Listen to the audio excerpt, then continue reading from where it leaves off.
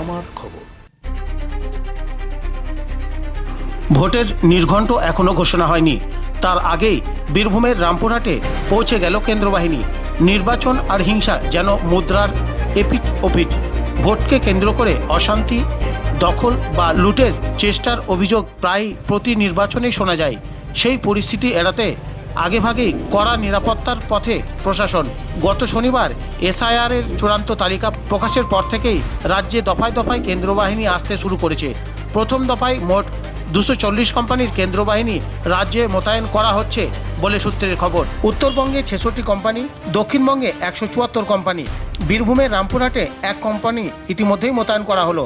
নির্বাচনের আগে এই প্রস্তুতি প্রশাসনের কঠোর অবস্থানকে স্পষ্ট করছে বলে মনে করছেন রাজনৈতিক মহল। শান্তিপূর্ণ ভোট প্রক্রিয়া নিশ্চিত করতেই এই পদক্ষেপ বলে জানা গেছে।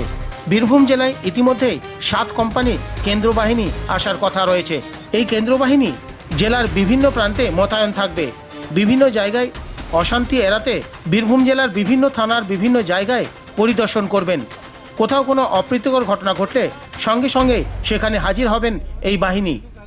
ধানের সুবাসে মাটির টান, আর সেই টানে V K gold rice.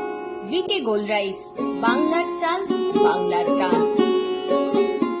Bharat jewellers, গুণমানের অঙ্গীকার, শান্তিনিকেতন রোড, বোলপুর। দেখতে চোখ রাখুন আমাদের ফেসবুক ও ইউটিউব চ্যানেলে।